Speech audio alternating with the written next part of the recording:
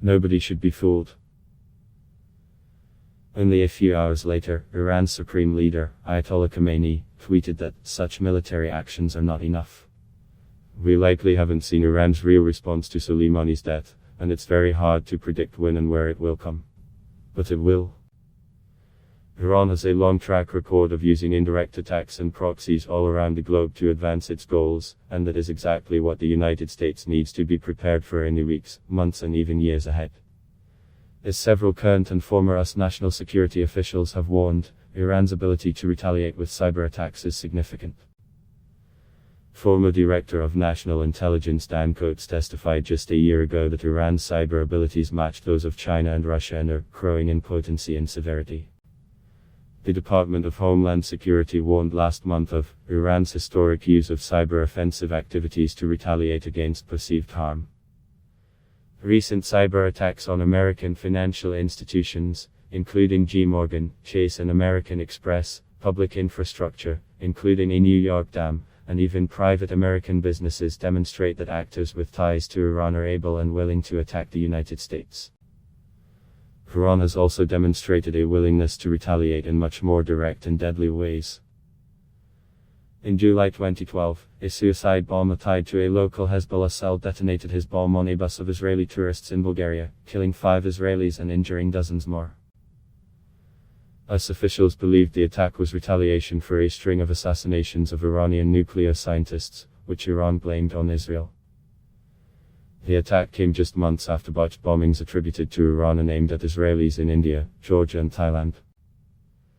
Those attacks echoed a thwarted 2011 Iranian assassination attempt on Saudi Ambassador Adel Labama Jubeir in a Washington, District of Columbia, restaurant and plans to bomb the Israeli embassy in Washington and the Israeli and Saudi embassies in Argentina that were likely overseen by Soleimani himself. The most alarming reality is that, with Soleimani dead and no longer influencing Tehran's proxies, we may be even more vulnerable to reckless attacks on us and allied interests. It's less clear than ever when, where and even from whom a strike could come. But this shouldn't paralyze us. Instead, we should be motivated to take every precaution and every opportunity to de-escalate tensions in the region because, whether President Trump understands it or not, Iran is not a simple adversary, and this is not a simple military confrontation. After receiving a classified briefing from the administration, I don't believe we have a credible plan in place to deal with Iran's long-term response. So first, the US government must shore up security for our personnel overseas. Trump has claimed that the strike on Soleimani was in response to an imminent threat of attacks on multiple US embassies, and while this account is disputed, our facilities may now face increased threats. Second, the administration and Congress should signal to us allies and partners that we are not on a path to war. We should be doubling down on our diplomatic efforts with our European allies and international partners to dissuade Iran with strong, international pressure from ramping up its nuclear program and sowing chaos in the region. The administration should also explore possibilities for establishing channels of communication with Tehran and taking up offers from leaders from Switzerland or Japan to help relieve regional tensions. Finally, both the House and Senate must demand the administration consult with Congress on any authorization for the use of military force before engaging in military actions against Iran.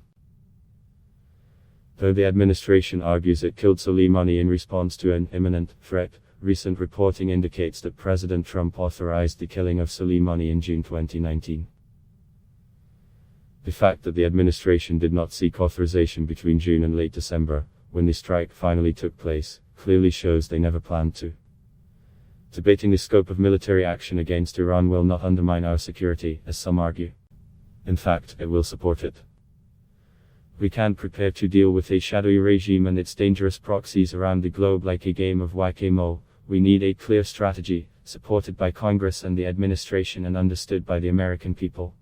Without that, the multiple risks we face now will only multiply.